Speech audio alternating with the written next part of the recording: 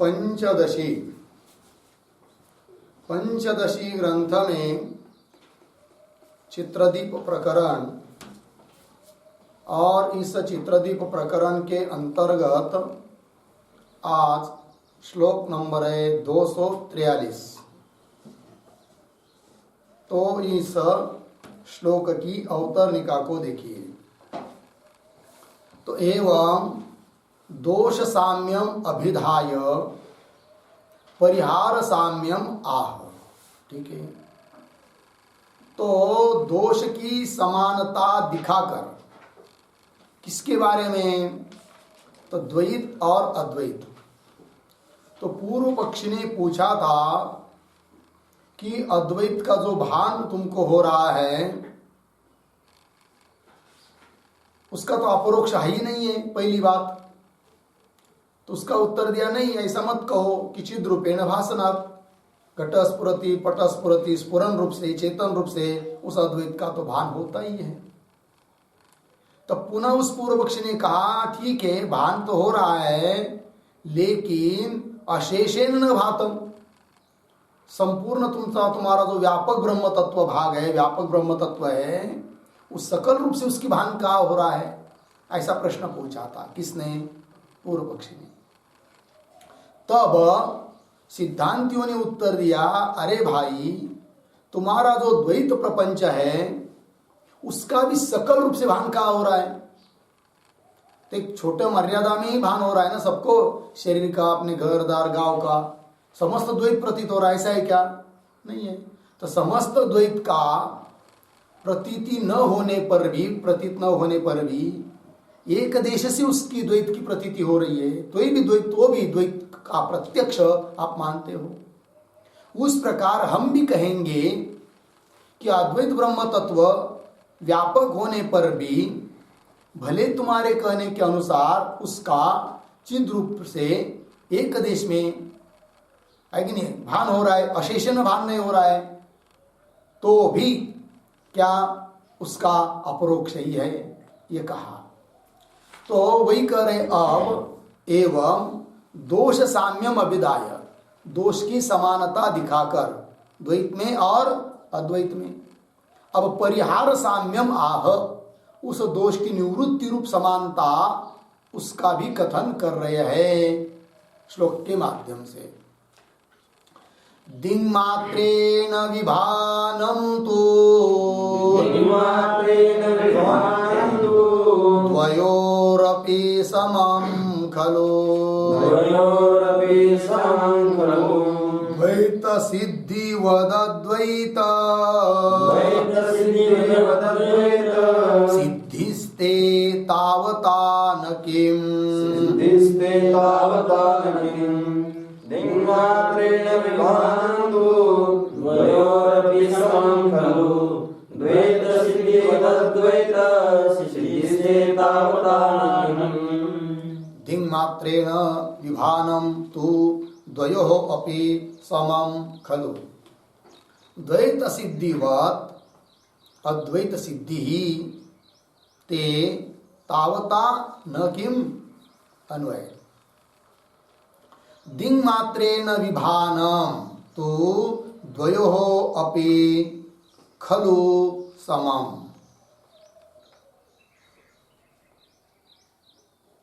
खलु समम्। नीचे ते तावता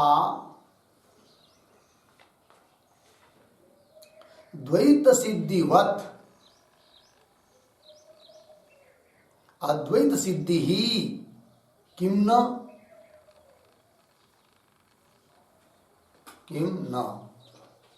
हो गया। अर्थ दिख पाए। दिंग मात्रेण विभानम, दिंग मात्रेण का अर्थ होता है एक देशेन, विभानम का अर्थ होता है प्रतीति, अनुभव। तो एक देश में, एक भाग में प्रतीत होना, यह बात तो द्वयोः अपि खलु समम, दोनों जगह निश्चित रूप से समान है। खलु मतलब निश्चय वाचक अव्यय, निश्चित रूप से समान है। क्या समान है? दिंग मात्रेण विभानम, कहाँ पर? द्वयोः अपि, दोनों जगह। दोनों जगह मतलब कौन द्वैत और अद्वैत। तो जैसे द्वैत का भान भी तो सब जगह साकल्य रूप से कहा है, तो एक देश में ही है कि नहीं? उस प्रकार अद्वैत का भान भी भले अपने प्रत्येक आत्मा रूप आत्मा को लेकर एक देश में ही है, तो दोनों जगह भान समान हुआ, एक देश में। फिर सिद्धांति कह रहे पूर्व पक्षी को, ते तव तावता मतलब उस द्वैत का एक देश में भान होने पर भी, तावता उतने मात्र से ही द्वैत सिद्धि, तुम द्वैत की सिद्धि को कर लेते हो, द्वैत मानते हो। पूर्व पक्षी को कह रहे सिद्धांति, एक देश में भान होने पर भी, समस्त द्वैत का भान न होने पर भी, तो भी तुम द्वैत मानते हो, द्वैत है ऐसा बोलते हो, द्वैत सिद्धिवत। उसी प्रकार हम भी कहेंगे अद्वैत सिद्धि, मतलब उस आत्मा तत्व का भान भी भले सकल रूप से नहीं हो रहा है, एक देश में हो रहा है, तो भी उतने मात्र से हम अद्वैत की सिद्धि क्यों न, हमारी अद्वैत की सिद्धि क्यों नहीं होगी? जैसे एक देश में भान होने से द्वैत की सिद्धि तुम मान लेते हो, द्वैत को मान लेते, उस प्रकार आत्मा तत्व का भान भी भले एक देश में हो रहा हो प्रत्येक आत्मा रूप में, तो भी उससे हमारी भी अद्वैत सिद्धि क्यों नहीं होगी? अर्थात जरूर होगी। तो अद्वैत सिद्ध है, ये बात तो उत्तर दे दिया, तो उत्तर में भी समानता हो गई। लग गया पंक्ति। अब टीका को देखिए, दिंग मात्रेणेति, दिंग मात्रेण प्रतीक है, उसका अर्थ कर रहे एक देशेन, एक देश में, एक भाग में। द्वयोः प्रतीक, उसका अर्थ कर रहे द्वैता द्वैतयोः इत्यर्थः। द्वैत और अद्वैत के बारे में आगे, एतावता कथम परिहार साम्यम इति आशंक्य। तो पूर्व पक्षी पूछ रहा है कि दिंग मात्रेण मतलब एक देश में भान द्वैत का भी है, एक देश में भान अद्वैत का भी है, ये तो ठीक है, किंतु इतने मात्र से दोनों की समानता हो रही है, ये कैसे? कौन बोल रहा है? पूर्व पक्षी। एतावता इतने मात्र से कथम परिहार साम्यम, उत्तर का भी समानता है, प्रश्न के जैसे समान है उस प्रकार परिहार अर्थात उत्तर, उन उत्तर में भी दोनों की समानता है, ये कैसे? ऐसा प्रश्न पूछा। एतावता कथम परिहार साम्यम इति आशंक्याः, ऐसी शंका करता है पूर्व पक्षी। तो श्लोक के उत्तरार्ध से बता रहे हैं कि दोनों का उत्तर भी समान है, परिहार भी समान है करके। तो देखिए टीका में, ते प्रतीक है, उसका अर्थ कर दिया तव पक्षे, द्वैतवादी के पक्ष में। तावता का अर्थ कर रहे हैं, तावता प्रतीक है, उसका अर्थ कर रहे हैं एक देश प्रतीति सद्भावेन, एक देश में ही प्रतीति होने के कारण द्वैत सिद्धिवत, द्वैत सिद्धिवत प्रतीक, उसका अर्थ कर रहे हैं द्वैत निश्चय इव। ठीक है, तो सिद्धांति कह रहे पूर्व पक्ष को क्या कि जैसे तुम्हारे पक्ष में एक देश में द्वैत की प्रतीति होने पर भी तुम द्वैत सिद्धि व द्वैत का निश्चय कर लेते हो, इव उसी प्रकार हम कहते हैं क्या? अद्वैत सिद्धि ही है कि नहीं? अद्वैत की सिद्धि ही मतलब अद्वैत निश्चय, अद्वैत सिद्धि प्रतीक है, उसका अर्थ कर रहे हैं अद्वैत निश्चय अपि किम न भवति, क्यों नहीं होगा? एक देश में भान होने पर अद्वैत का निश्चय भी क्यों नहीं होगा? अर्थात होगा, किंतु भवति एव इत्यर्थ। एक देश में अद्वैत का भान होने पर भी मतलब है कि नहीं, सकल रूप से भान नहीं हो रहा है, तो भी अद्वैत है यह निश्चय हो जाता है। ये उत्तर दे दिया। अब एक देश में कैसा निश्चय होता है भाई आत्म तत्व का? तो बताते देखिए, उसको कहेंगे हम लोग स्थाली पुलक न्याय। क्या जी? स्थाली पुलाक न्याय। तो क्या होता है स्थाली पुलाक न्याय?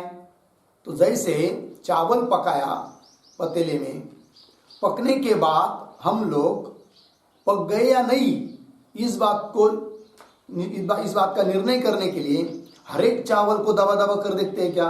नहीं, एक चावल को केवल दबा के देख लिया, समझ में आ गया कि पक गया, तो निर्णय हो जाता है सब चावल पक गए। इसको कहते हैं स्थाली पुलाक न्याय। इस रूप से एक जगह अद्वैत तत्व का साक्षात्कार हो गया तो सब अद्वैत ही है ये निश्चय हो जाता है। कैसे? तो थोड़ा लिख लेते 2-3 पंक्ति में, फिर उसका अर्थ बता दे। स्थाली पुलाक न्यायेन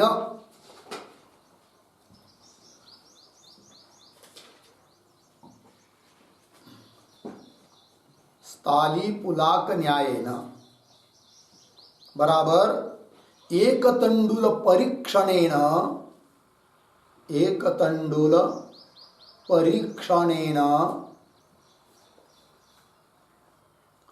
ओदन परीक्षावत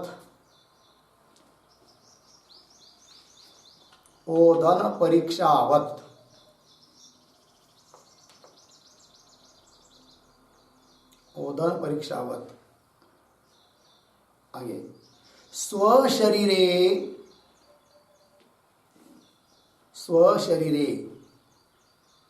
अंतर्मुख निश्चय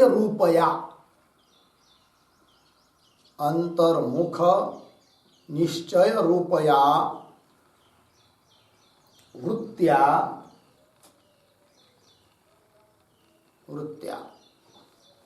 प्रत्यगात्मनः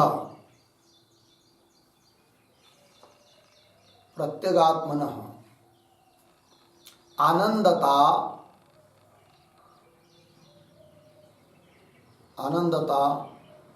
आगे अद्वयता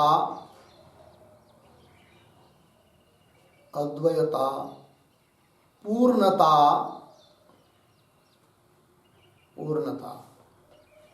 नित्य मुक्तता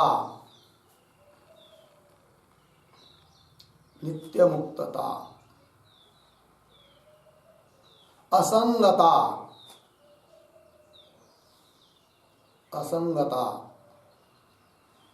इत्यादि ब्रह्म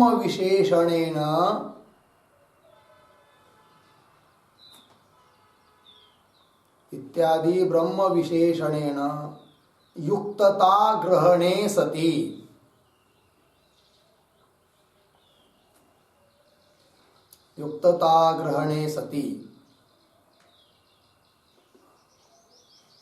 प्रत्यगात्मनिष्ठ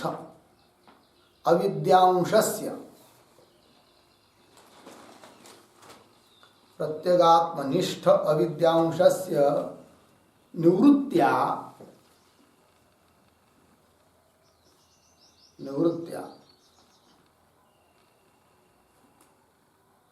प्रत्यग भिन्न ब्रह्मणः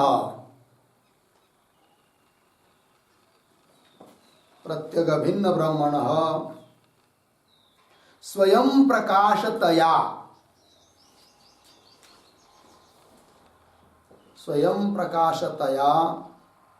भानं संभवति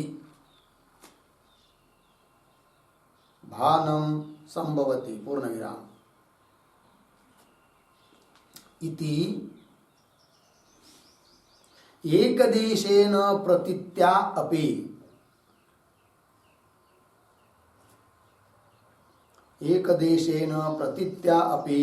अद्वैत निश्चयः भवति एव।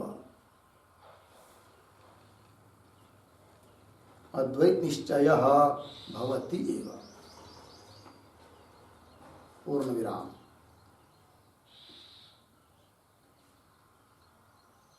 एकस्मिन् गृहे स्थित आकाशस्य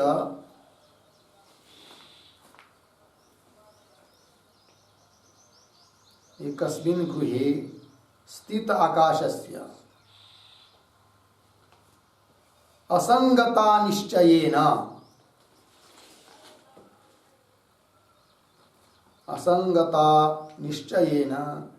यावत् आकाशस्य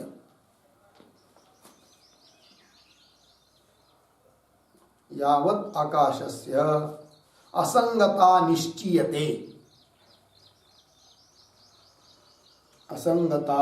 निश्चीयते तद्वत् हो गया। ठीक है, अर्थ देखिए भाई।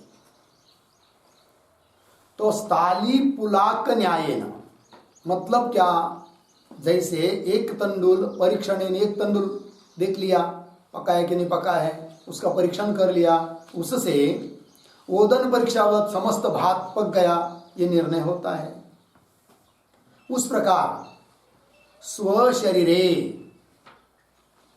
अंतर्मुख निश्चय रूपया वृत्त्या, अपने शरीर में अंतर्मुख हुई जो निश्चय रूप वृत्ति, उस वृत्ति से क्या प्रतीति होती है, अनुभव आता है। तो वृत्त्या प्रत्यगात्मन आनंदता, प्रत्यगात्मा जो है साक्षी रूप आत्मा, कूटस्थ स्वरूप आत्मा, उसकी आनंदता, आनंद स्वरूप है। क्योंकि वृत्ति अंतर्मुख हुई तो उस आत्मा के आनंद का भान होने लगता है। तो आनंदता, अद्वैता, वह अद्वैत है, पूर्ण है, नित्य मुक्त है, असंग है, इत्यादि ये सब वैसे देखा जाए तो ब्रह्म के विशेषण बताए हैं।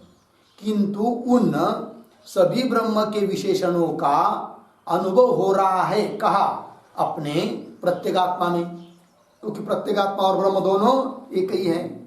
इत्यादि ब्रह्म विशेषणेन युक्तता, ब्रह्म के विशेषणों से युक्तता किसमें, प्रत्यगात्मा में, है कि नहीं। युक्तता ग्रहणे सति, ऐसा प्रत्यगात्मा में ब्रह्म के विशेषणों का ग्रहण होने पर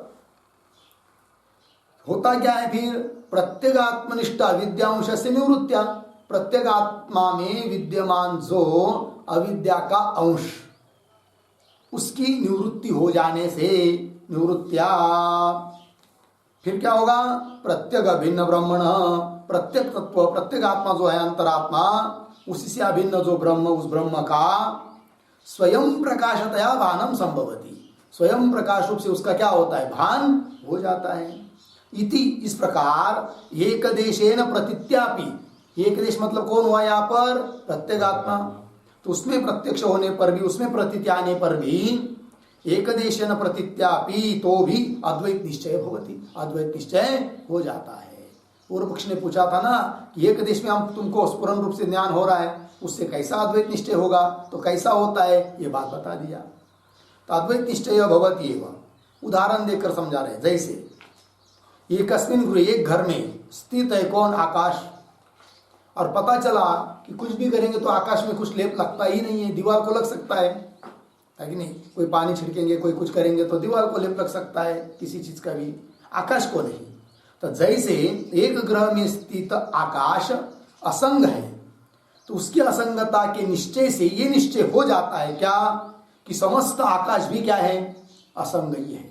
एक जगह में असंगता का निर्णय होने पर समस्त आकाश असंग है, यह जैसा निर्णय हो जाता है, उसी प्रकार अपने अंदर प्रत्यगात्मा में, उस एक देश में आनंदता, अद्वैता, पूर्णता इत्यादि विशेषणों का साक्षात्कार हो जाने से तब निश्चय हो जाता है कि प्रत्यगात्मा जो ब्रह्म है कि नहीं, तो उस प्रत्यगात्मा में स्थित जो अविद्यांश की निवृत्ति हुई, और अविद्यांश की निवृत्ति होने पर उस प्रत्यगात्मा से अभिन्न जो ब्रह्म तत्व, उसका स्वयं प्रकाश रूप से क्या हो जाता है, भान हो जाता है।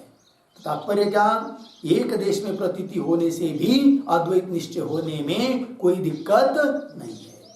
और सिद्धांति ने तो कह भी दिया पूर्व पक्षी को, जैसे तुम्हारे मत में द्वैत का एक देश में प्रतीति होने पर भी तुम द्वैत का निश्चय कर लेते हो, उस प्रकार हमारे यहाँ भी एक देश में प्रतीति होने पर भी अद्वैत का निश्चय हो जाता है, कोई दिक्कत नहीं है।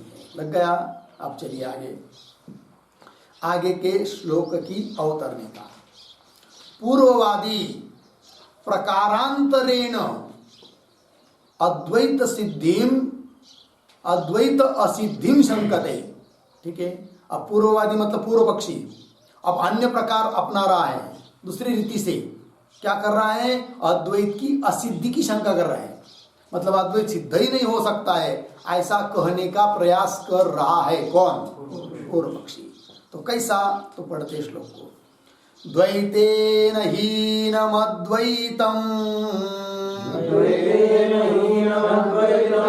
द्वैत ज्ञाने कथं त्विदम् द्वैतज्ञाने कथं त्विदम् चिद्भानं त्वविरोध्यस्य चिद्भानं त्वविरोध्यस्य द्वैतस्यातो समे उभे द्वैतस्यातो समे उभे द्वैतेन हीनमद्वैतं द्वैतज्ञाने कथं त्विदम् चिद्भानं त्वविरोध्यस्य द्वैतस्यातो समे उभे द्वैतेन हीनम् अद्वैतम् द्वैत ज्ञाने कथम तु इदम चिद्भानं तु अविरोधी अस्य द्वैतस्य अतः असमे उभे। ठीक है जी। अन्वय अद्वैतम द्वैतेन हीनम्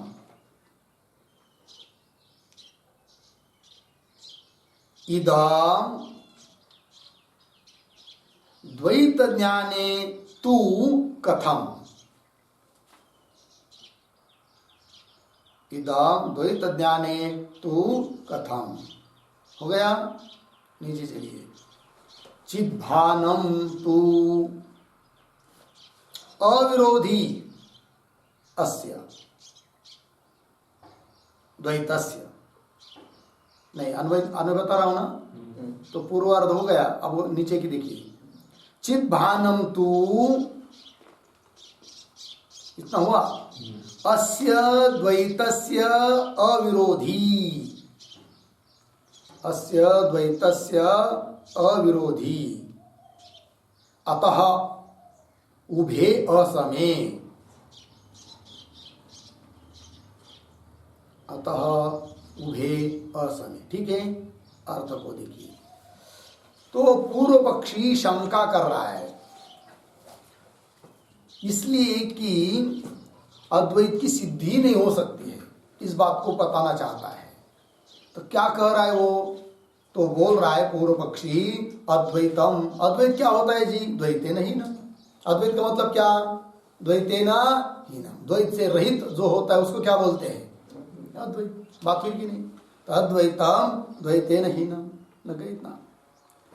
इदम इदम मतलब अद्वैतम इदम शब्द से क्या लेंगे अद्वैतम इदम द्वैत ज्ञाने तु कथम द्वैत ज्ञान में कैसा होगा फिर अद्वैत अर्थात नहीं होगा।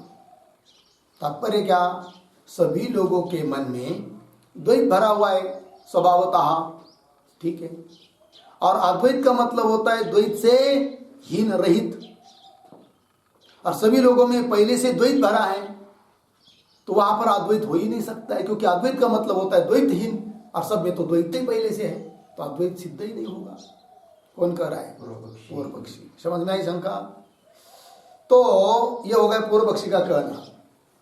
अब कदाचित उसको पूर्व पक्षी को सिद्धांती बोलेंगे जैसे हे पूर्व पक्षी जिस प्रकार तुम कह रहे हो कि अद्वैत की सिद्धि नहीं है उस प्रकार हम भी कहेंगे कि तुम्हारे द्वैत की भी सिद्धि नहीं है। कौन बोलेंगे सिद्धांती। किसको पूर्व पक्षी को कि तुम्हारे द्वैत की भी सिद्धि नहीं होगी। बोलेंगे कैसे बताओ। तो सीधी बात है जैसे तुमने कहा कि अद्वैत मतलब द्वैतहीन तो द्वैत में जहां सब जगह द्वैत भरा हुआ है तो उसमें अद्वैत नहीं होगा तुमने कहा। तो हम भी कहेंगे क्या कि अद्वैत में अद्वैत जहां है ठीक है ना अद्वैत ब्रह्म है और द्वैत का मतलब होता है अद्वैत रहित। द्वैत का मतलब क्या अद्वैत रहित। उस अद्वैत ब्रह्म में अद्वैत ब्रह्म है अर्थात क्या है ब्रह्म फिर द्वैत से रहित है। अद्वैत मतलब क्या द्वैत से रहित। तो उस अद्वैत में द्वैत होगा ही कैसा क्योंकि द्वैत का मतलब क्या होता है अद्वैत रहित। अब अद्वैत ही है तो तुम्हारा द्वैत कहां से आएगा क्योंकि द्वैत का मतलब अद्वैत से रहित और अद्वैत ही पहले से हमारा है सब जगह तो तुम्हारी द्वैत की सिद्धि नहीं होगी। तो समान हो गया फिर प्रश्न। तुम्हारा जैसा प्रश्न वैसा हमारा भी है। कौन बोलेगा सिद्धांती बोलेंगे पूर्व पक्षी को। तो वो बोलता है पूर्व पक्षी नहीं नहीं नहीं नहीं नहीं नहीं नहीं, समान नहीं है प्रश्न। बोलेंगे क्यों? तो पूर्व पक्षी बोलता है सिद्धांतियों को, हे सिद्धांती तुम चिद रूप से भान मानते हो कि नहीं अद्वैत का, है कि नहीं? और अभी अभी ऊपर कहा भी स्फुरन रूप से भान होता है करके एक देश में घट स्फुरति आदि।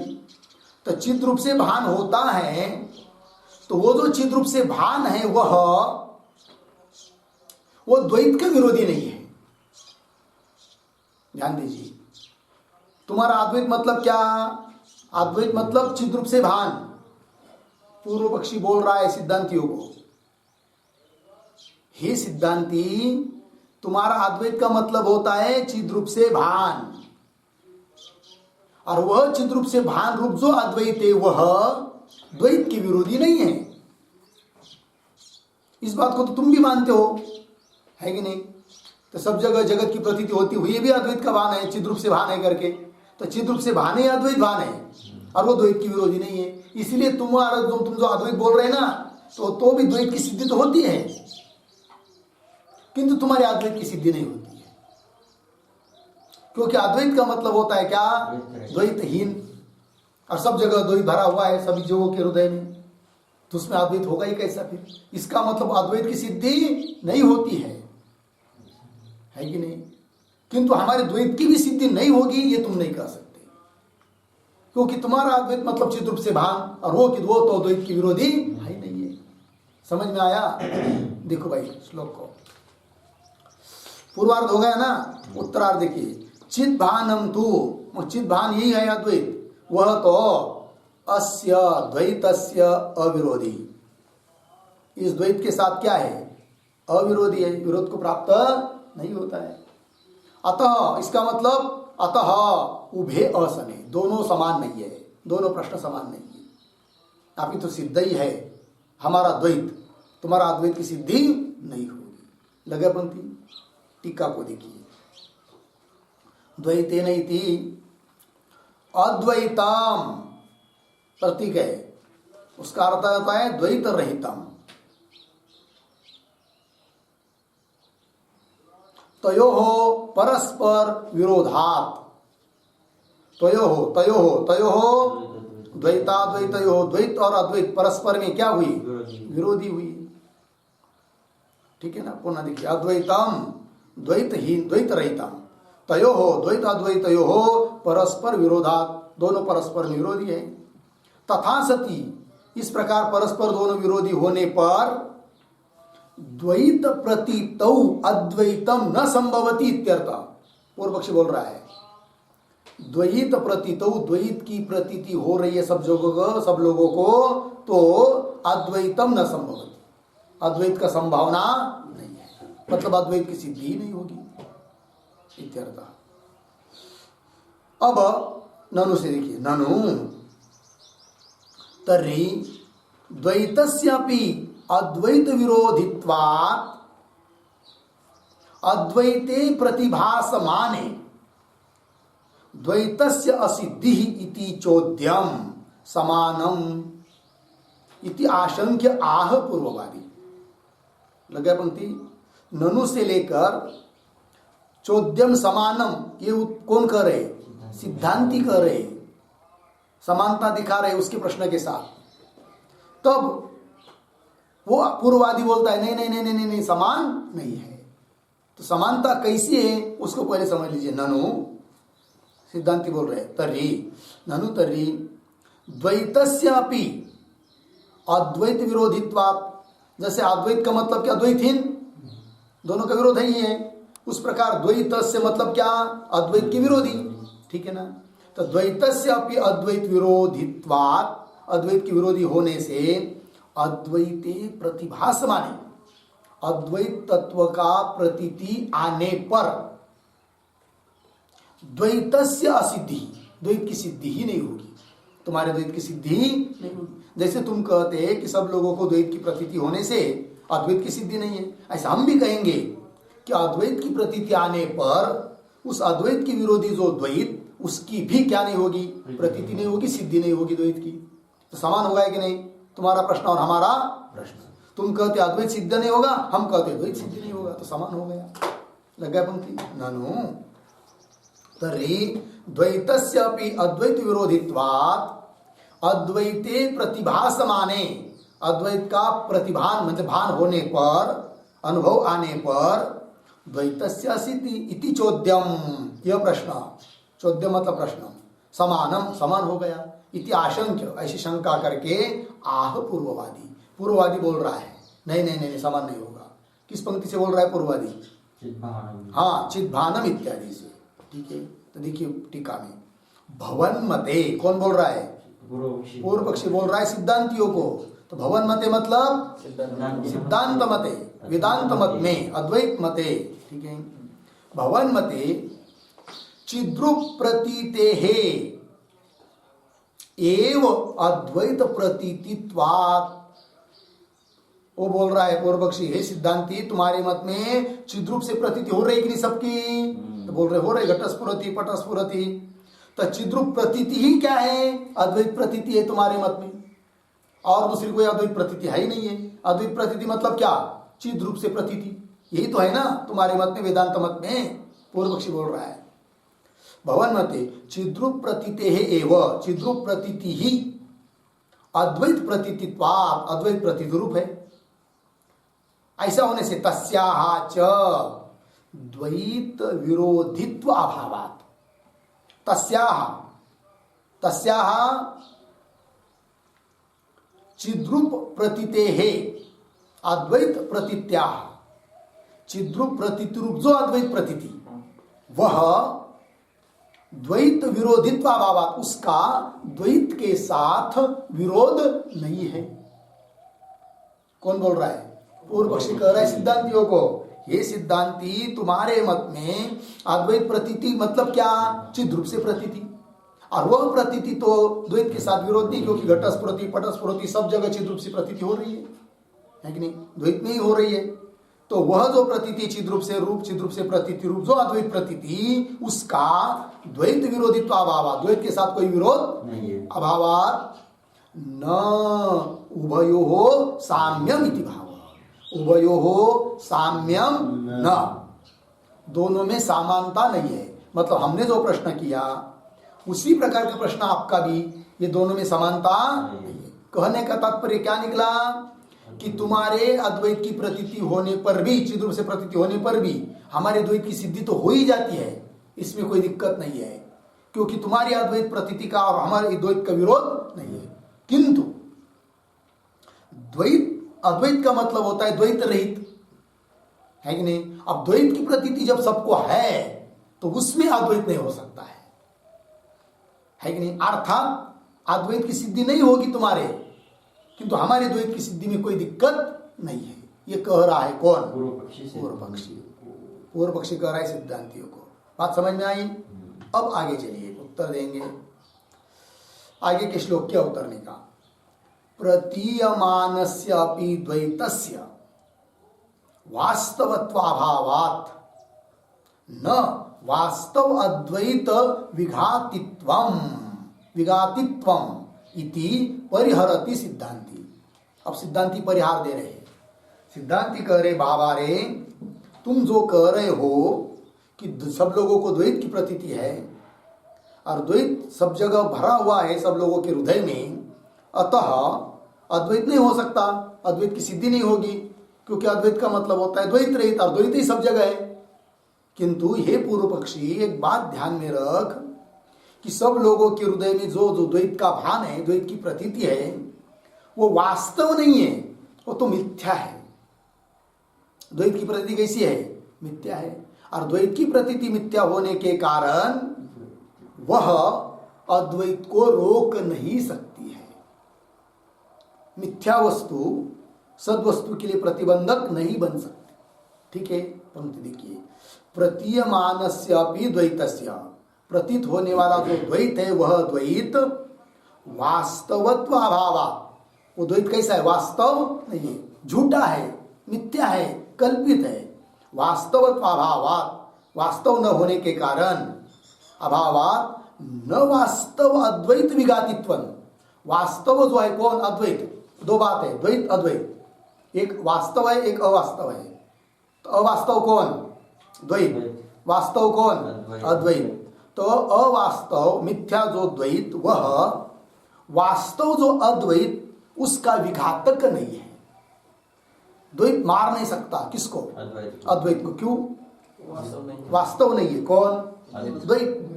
द्वैत वास्तव नहीं है, कल्पित है, मिथ्या है। इसलिए कल्पित द्वैत अद्वैत का घात, विघात, बाध नहीं कर सकता है। लग गया पंक्ति? चलिए, प्रतीयमानस्य अपि द्वैतस्य वास्तवत्वाभावात्, वास्तव न होने के कारण, अभावात् न वास्तव अद्वैत विघातित्वम, विघातित्व मतलब विरोधित्वम, वास्तविक अद्वैत के साथ उसका विरोध नहीं है। इति परिहरति सिद्धांति, ऐसा मन में रखकर सिद्धांति समाधान दे रहे हैं। एवं तर्हि शृणु द्वैत, एवं तर्हि शृणु द्वैत मसन्मायामयत्वतः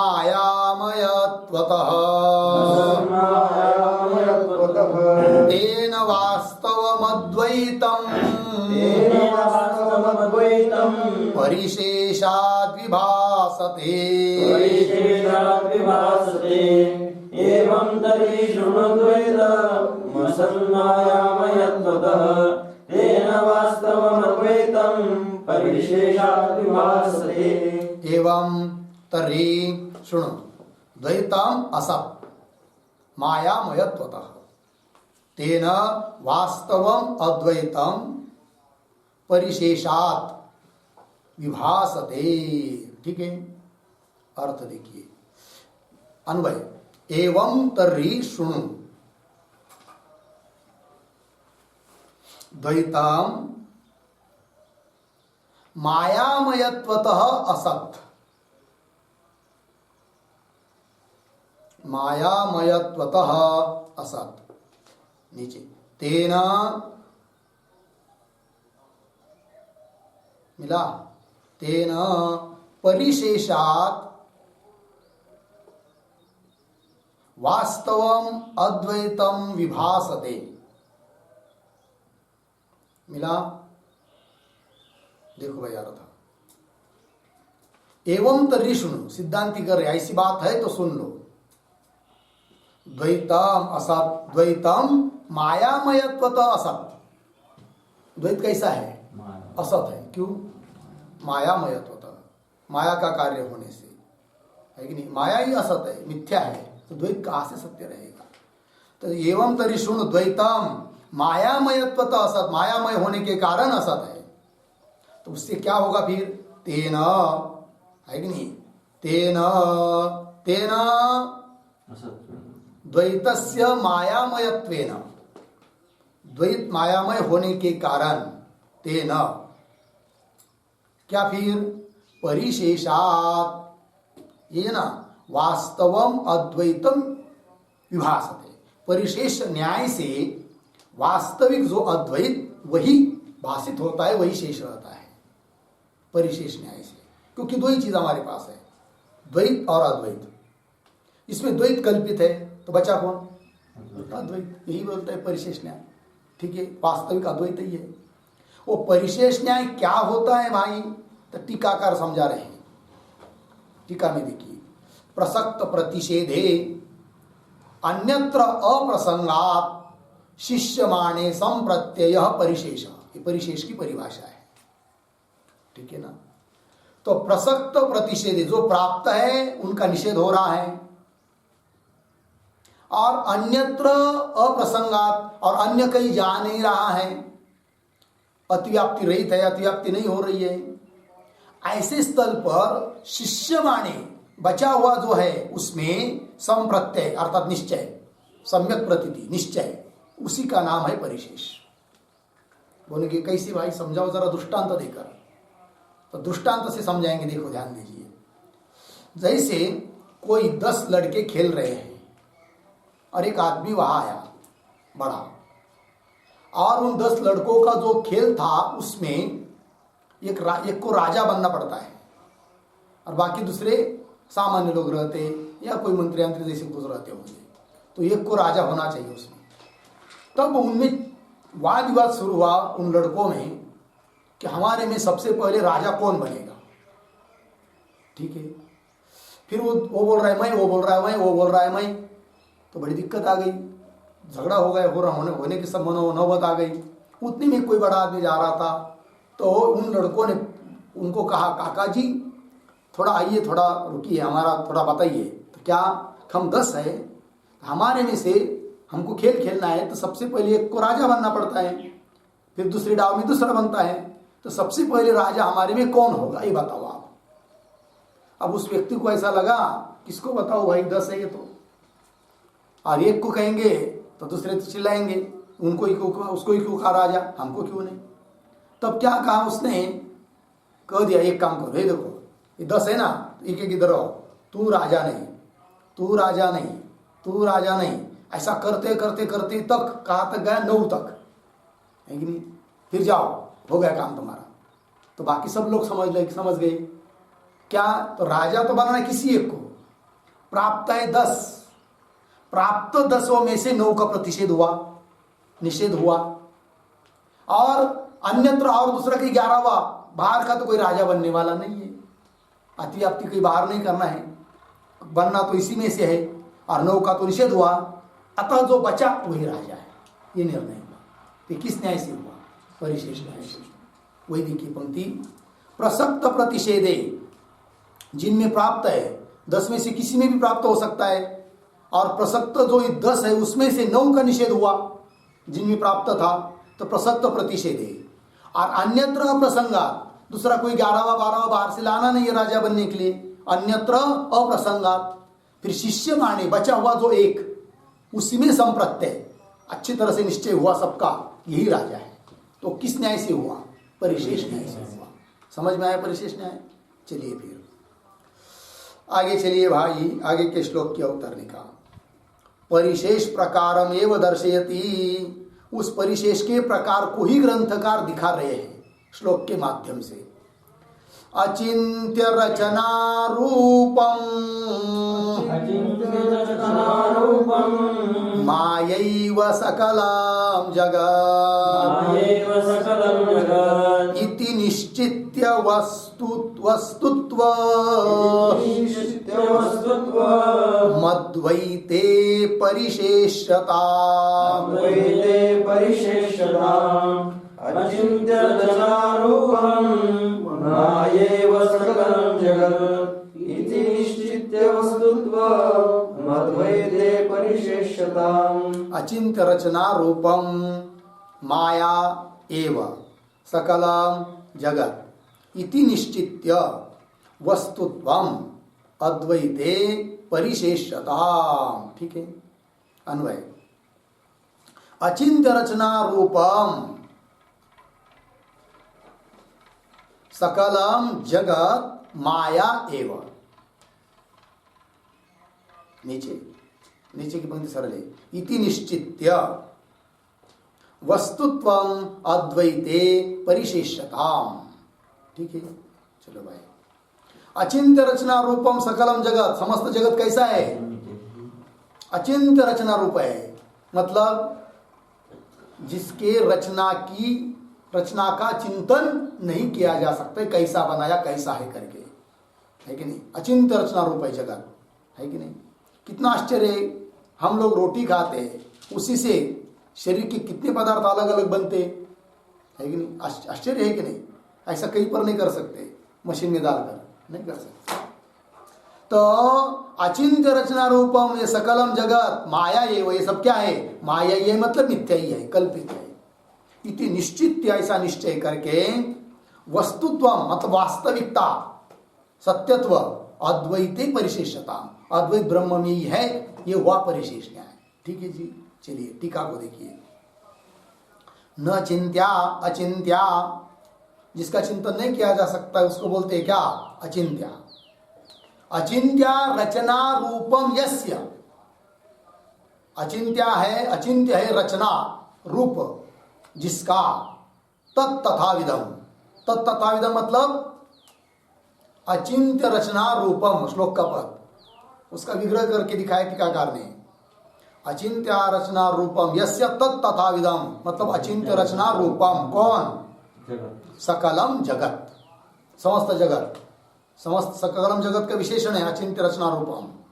तो अचिंत्य रचना रूपम सकलम जगत माया एव, माया एव प्रतीक, उसका अर्थ कर रहे हैं मिथ्या एव इति अनेन प्रकारेण, मिथ्या ही है इस प्रकार से, मिथ्या एव इति अनेन प्रकारेण अनिर्वचनीयत्वात्, ये समस्त जगत कैसा है फिर अनिर्वचनीय, सद असत से विलक्षण, अनिर्वचनीयत्वात् मिथ्यात्वम द्वैतस्य निश्चित्य है नहीं, द्वैतस्य मिथ्यात्वम निश्चय, द्वैत प्रपंच कैसा है मिथ्या है ऐसा निश्चय करके वास्तवम अद्वैतम परिशेष्यता इत्यर्थ, तो वास्तविक कौन है फिर अद्वैत ही है ऐसा परिशेष करना चाहिए। हो गया।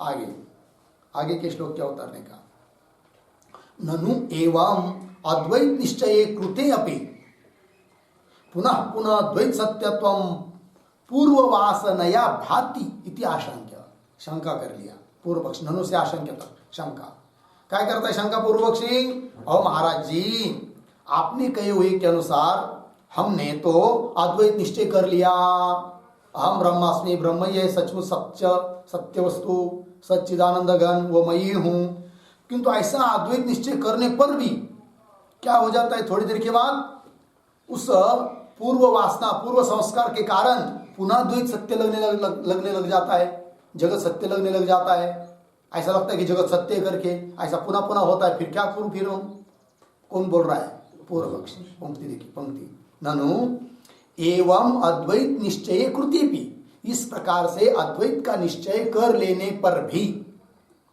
पुनः पुनः द्वैत सत्यत्वम पूर्व वासना भाति, पुनः पुनः बार बार द्वैत सत्य है यह बात पूर्व वासना पूर्व संस्कार उससे भाति प्रतीत होता है इति आशंक्य।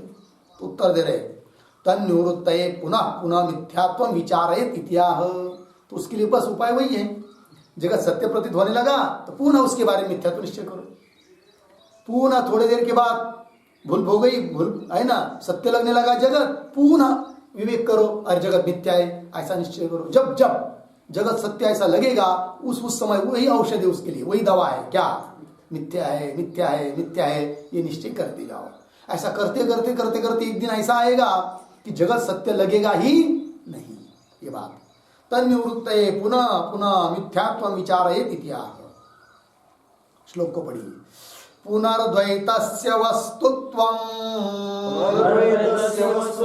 तथा पुनः परिशीलय को वात्र प्रयासस्तेन ते वद। पुनर्द्वैतस्य वस्तुत्वं भाति चेत्त्वं तथा पुनः परिशीलय को वात्र प्रयासस्तेन ते वद। पुनः द्वैतस्य वस्तुत्वं भाति चेत् त्वं तथा पुनः परिशीलय कः वा अत्र प्रयासः तेन ते वद। ठीक है, देखिए भाई अन्वय, पहली पंक्ति सरल है, पुनः द्वैतस्य वस्तुत्वं भाति चेत्, पूर्व पक्षी हुआ, त्वं तथा पुनः परिशीलय, या तक हुआ। फिर आगे देखिए, तेन अत्र तेन ते अत्र कह वा प्रयासः वद। सिद्धांति बोल रहे, क्या प्रश्न क्या हुआ, अन्वय हुआ ना, पुनः द्वैतस्य वस्तुत्वं भाति चेत्, पुनः पुनः द्वैतस्य जगत है कि जगत का वास्तविकता प्रतीत होती है, सत्य लगने लग जाता है जगत, यदि ऐसी बात है तो सिद्धांति उत्तर दे रहे, त्वं तथा पुनः परिशीलय, तू तथा मतलब मिथ्या है मिथ्या इस रूप से पुनः परिशीलय, पुनः परिशीलय अर्थात विचारण करो, पुनः पुनः वही विचार कर कि जगत मिथ्या है जगत मिथ्या है जगत मिथ्या है। ठीक है, और ऐसा करने में तेरे को कोई प्रयास थोड़ी है, कष्ट थोड़ी है, ये कह रहे देखिए आगे, तेन तेन नाम तेन विचारेण, ऐसा विचार करने से, ते नाम तव, तुमको, सिद्धांति कह रहे पूर्व पक्षी को शिष्य को, तुमको अत्र ऐसा करने में यहाँ पर कह वा प्रयास वद, कौन प्रयास है, कौन कष्ट है बताओ? कुछ कष्ट नहीं है, बस मन का ही प्रश्न है। जगत सत्य लगने लग गया तो उसका विचार करो कि मिथ्या है करके निश्चय करते जाओ, बस इतना ही करना है। आगे देखिए टीका। और ये बात करने के लिए हम ही कह रहे, ऐसा नहीं, पूर्व आचार्यों ने भी ऐसा ही करने के लिए बताया है, वो प्रमाण देकर कह रहे टीकाकार। आवृत्ति असकृत उपदेशात ब्रह्मसूत्र है इति चतुर्थाध्याये, ब्रह्मसूत्र के चौथे अध्याय में आत्मन श्रवणादि आवर्तनस्य विहितत्वात् व्यासेन इति भावः। आत्मन, आत्मा के बारे में श्रवणादि आवर्तनस्य, श्रवणादि का क्या करना चाहिए? आवर्तन, पुनः पुनः श्रवण, पुनः पुनः मनन, पुनः पुनः निधिध्यासन, ऐसा आवर्तन करने के लिए कहा है। आत्मन श्रवणादि आवर्तनस्य विहितत्वात् विधान किया हुआ है। किसने? व्यासेन। व्यासेन मतलब व्यास महर्षि, व्यास महाराजांनी, क्योंकि ब्रह्मसूत्र के लेखक कौन है? व्यास महाराज है। उन्होंने ब्रह्मसूत्र में यही बात बताया है कि आत्मा के बारे में पुनः पुनः पुनः पुनः श्रवण मनन करते जाओ। बोले कि कौन से सूत्र में कहा है? तो सूत्र यहाँ पर दिया, आवृत्ति ही असकृत उपदेशात। तो कैसा अर्थ है इसका? उपदेशात असकृत आवृत्ति, यह अर्थ है अन्वय। उपदेशात मतलब, उपदेशात का अर्थ होता है श्रुति आदेशात। श्रुति ने आदेश किया है, श्रुति कहती है, बताती है क्या? पुनः पुनः आवृत्ति, असकृत, असकृत मतलब पुनः पुनः, तो पुनः पुनः क्या? आवृत्ति ही, आवृत्ति का मतलब श्रवणादि अनुष्ठानम कर्तव्य। आवृत्ति का अर्थ है श्रवणादि अनुष्ठानम कर्तव्यम, श्रवणादिकों का अनुष्ठान करना चाहिए। कितनी बार? असकृत, असकृत मतलब बारंबार, पुनः पुनः। क्यों? उपदेशात, उपदेशात मतलब श्रुति आदेशा, श्रुति कर रही है, श्रुति ने उपदेश बद्ध किया है, तो श्रुति कहती है, श्रुति का आदेश है, श्रुति का उपदेश है कि पुनः पुनः असकृत बार बार आवृत्ति करनी चाहिए। मतलब श्रवण मनन इत्यादि का पुनः पुनः अनुष्ठान करना चाहिए। ये बात बताइए, हो गया जी। अब आगे के श्लोक के उतरने का। कियंतम कालम इत्थम विचारणीयम इत्याशंख्य, सरल है। तो पूर्व पक्षी वो तो बोल रहा है कि ठीक है, वैसा आप जैसे बता रहे हैं वैसा हम करते हैं, किंतु कितने काल तक? कुछ तो बताओ, महीना, 2 महीना, साल, 2 साल, कितनी देर तक, कितने दिन तक करना है इस प्रकार का? तो वही कियंतम कालम इत्थम विचारणीयम, इस प्रकार विचार करना चाहिए। इत्याशंख्य, शंका की, उत्तर दे रहे। तत्र अपरोक्ष विद्याप्तौ विचार अयम समाप्यते, है कि नहीं? गया है ना इसी प्रकरण में 15वां श्लोक पीछे। तत्र अपरोक्ष विद्याप्त, अपरोक्ष विद्या प्राप्त होने पर, मतलब ब्रह्म तत्व का अपरोक्ष प्रत्यक्ष अहम ब्रह्मास्मि रूप से साक्षात्कार होने तक, है कि नहीं, प्राप्त होने पर अयम विचार समाप्यते, बस उसके बाद विचार करने की जरूरत नहीं है। तब तक विचार करना है जब तक दृढ़ अपरोक्ष साक्षात्कार नहीं होता है। आगे इति विचार कालावधेः उक्तत्वात्, इस प्रकार विचार का जो काल, उसका अवधि, मर्यादा बताइए पीछे। उक्तत्वात् न अद्वैत विचारे अयम खेद युक्त, है कि नहीं? अद्वैत विचारे अयम खेद युक्त न, अद्वैत कब तक, अद्वैत का निश्चय, अद्वैत का चिंतन कब तक करना चाहिए, कितनी देर तक करे, ऐसा खेद अद्वैत के चिंतन में नहीं होना चाहिए।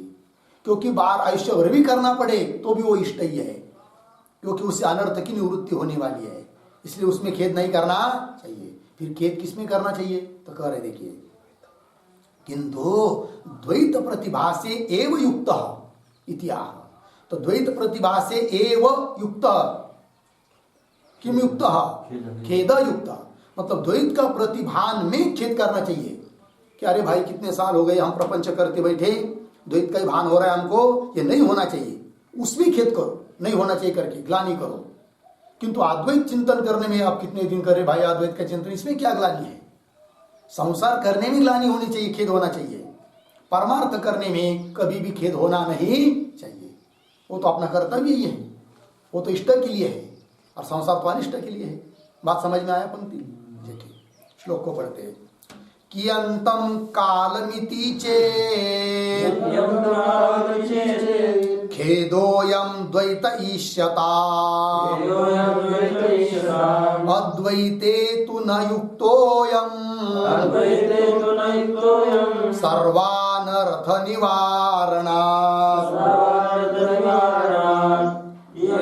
कालमिति चेत् खेदोऽयं द्वैत ईष्यताम् अद्वैते तु न युक्तोऽयं सर्वानर्थ निवारणात्। कियंतम कालम इति चेत् खेदः अयं द्वैते इष्यताम् अद्वैते तु न युक्तः अयं सर्व अनर्थ निवारणात्।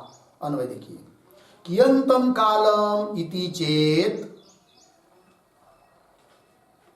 अयं खेदः द्वैते इष्यताम्, नीचे अद्वैते तु अयं न युक्तः, क्यों? सर्व अनर्थ निवारणात्। ठीक है, अर्थ देखिए भाई, कियंतम कालम इति चेत, कितना देर तक इसका अद्वैत का चिंतन करे? इति चेत ऐसा यदि कहोगे तो अरे भाई सिद्धांति करे अयम खेद द्वैत इष्यताम्, यह खेद इस प्रकार का खेद द्वैत के बारे में करना चाहिए, न कि अद्वैत के बारे में। ठीक है ना, द्वैत इष्यताम्, द्वैत में उसका अंगीकार करना चाहिए। ठीक है, अद्वैते तु अयम न युक्त, अयम खेद अद्वैते न युक्त। क्यों भाई? सर्व अनर्थ निवारण, अद्वैत का चिंतन करेंगे करेंगे करेंगे तो अनर्थ की निवृत्ति हो जाएगी, तो बहुत लाभ हो जाएगा। इसलिए अद्वैत के चिंतन के बारे में कितनी देर तक अद्वैत का चिंतन करें, हमको करना पड़ेगा भाई, ऐसा खेद नहीं होना चाहिए। अद्वैत का ही चिंतन मरने तक करो। ठीक है ना। हाँ, द्वैत का यदि स्मरण हो रहा है तो उसके बारे में खेद करो कि द्वैत का स्मरण नहीं होना चाहिए करके, क्योंकि वो तो अनर्थ के लिए कारण है, और यह अद्वैत का चिंतन अनर्थ के निवृत्ति के लिए कारण है। हो गया। इसलिए खेद किसमें होना चाहिए? द्वैत में। किसमें नहीं होना चाहिए? अद्वैत में। ये कह दिया, हो गया जी। बस आगे का विचार कल करते हैं। ओम पूर्णमदः पूर्णमिदं पूर्णात् पूर्णमुदच्यते पूर्णस्य